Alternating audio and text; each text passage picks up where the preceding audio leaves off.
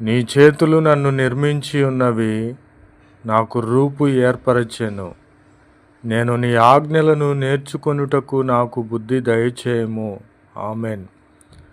ప్రభువైన క్రీస్తు వారి చేతులే నన్ను నిర్మించి ఉన్నవి.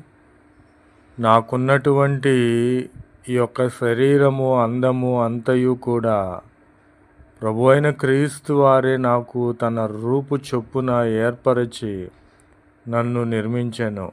ప్రభువు నామమునకు స్తోత్రములు కలుగునుగాక. ఒక మాటలో చెప్పాలంటే నేనేమై ఉన్నానో అది నా ప్రభువు వలనే.